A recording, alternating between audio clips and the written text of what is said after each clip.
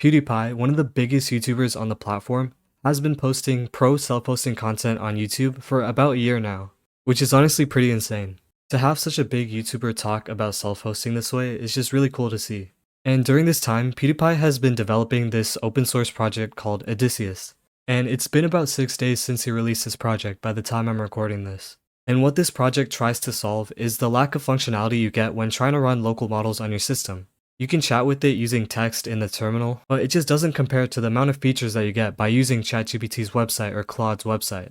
And there have been projects like OpenWebUI that try to solve this by making a chat interface through a web UI, but it's just not enough functionality. Odysseus handles this all for you. Right out of the box, you can search the web with SeerXNG, which is a self-hosted search engine, and it runs an agent as well.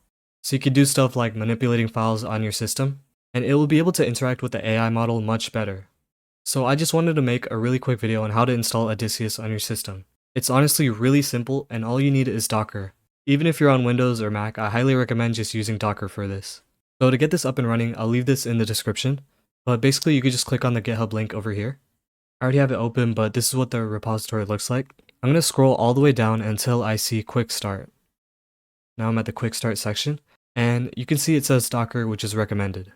You can run it natively for whatever operating system you have, but you might run into dependency issues and things like that. So using Docker is a lot simpler. And you will also need Git for this to clone the repository, or you could just download the repository as a zip file and then extract it if you wanted. But I'm just going to copy this clone command. Now I'm going to open up a terminal, and I'm going to SSH into my computer where I'm going to run Odysseus. Alright, now I've SSH'd into my server, and I went into the directory where I want to clone this repo into. So I'm just going to paste this command, and I'll just let it download. Now I can see that it has been fully cloned. I'll just do ls Odysseus and see if it actually cloned. So I'm just going to enter this directory, and these commands should work on every operating system. And now let me just clear the terminal. Now if we go back to the instructions, it says we can copy this environment variable file, which you should do. We're going to need to edit some of the variables in this file. So I'm going to copy this environment variable example file and copy it to .env. If you're only going to be accessing Odysseus from the computer that's running Odysseus, then you don't need to change anything in this env file at all. And now I will edit this file using the text editor that I have installed. You can use whatever text editor you want. I'll leave the commands on the screen. But the first thing I'm going to change is the bind. Right here on line 68, I see an app bind environment variable. This tells Odysseus which IP addresses can access the web interface. If you want any device on your home network to be able to access this interface, we're going to need to uncomment this out by removing the hashtag in the space, and we need to change it from this, which only lets localhost connect to the interface, so only the computer running Odysseus can access the interface, to 0.0.0.0, which means that any IP address that connects to this interface will be able to access the web page. This is incredibly useful if you want to access it from your other computers or your phone. But one thing I'm also going to do is search for allowed origins, and here on line 85, I'm going to uncomment this out, and then I'll go to the end of this, and then I'll add http:// and then put the local IP address or hostname of your server computer here.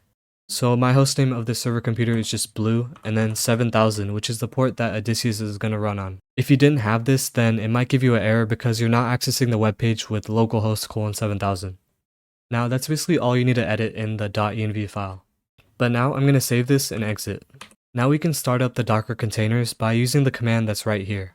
It's just docker compose up -d and then -- build.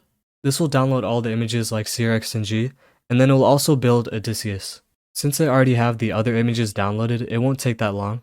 Like here, it literally only took a couple of seconds, and now it's completely up. But for you, depending on your computer speed and your internet speed, it'll take some time to download the images and get it up and running. But now what we need to do is get the temporary admin password. And to do that, we can do docker space compose logs, and then I'll do the pipe, and I'll do grep password. In here, I can see the temporary password. If you don't have the grep command, like if you're on Windows or something, you could just type docker compose logs and then search for the temporary password, but I'll probably put a command on screen for Windows to get the temporary password. Okay, so now that Odysseus is up and running, I'm going to open up a new tab, and then I'll put the local IP address of the computer that's running Odysseus. You could also put the hostname, which is what I'm going to do. I'll just do blue:7000, which is the port that is running Odysseus. Now here we can put admin, and then I'll paste in the temporary password over here. Now when you first log in, just go over to the bottom left where it says admin, and then just change your password to something you'll remember. Now, to actually connect your models to this interface, if you don't have anything like Ollama or LM Studio running, I'll show really quickly how to get Ollama up and running in the next chapter. But right now, I'm just going to show you how to connect models to this interface. So from this main page, if you just click on admin again, you can go to the add models section.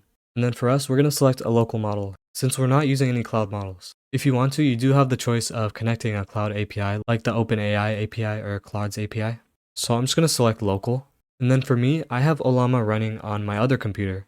And basically, if I wanted to connect to that, I'll do http:// and I'm going to use the host name, which is Madhu PC, but you can also put the local IP address.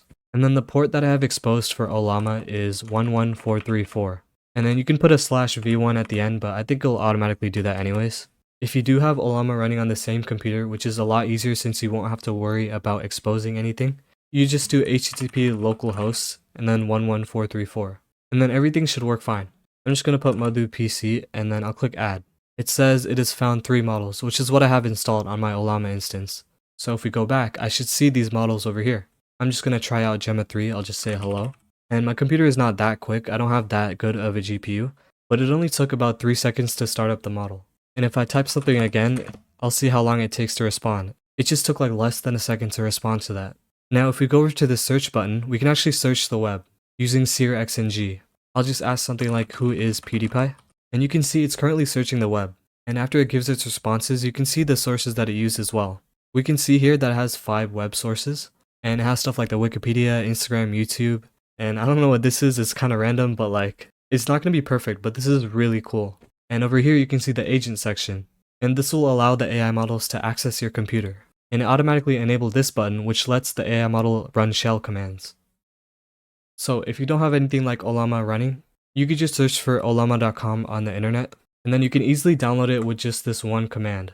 This command is for Linux and Mac, but there's also a version for Windows, where it's just a command that you can paste into your PowerShell. But basically after that's done installing, you can go into your terminal again, and then type something like Ollama pull Gemma 3, and then you can go back into the video where I talked about adding the AI models to your interface, and then you should be able to access all of your AI models through Odysseus. I have not fully explored what this open source project has to offer. I just wanted to make a really quick video on how to install this as simple as possible. What PewDiePie is doing for the self-hosting community is truly amazing, and I really can't wait to see what he does next.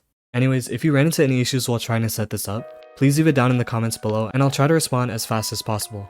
If this worked for you, please leave a like and subscribe, and I'll see you in the next video.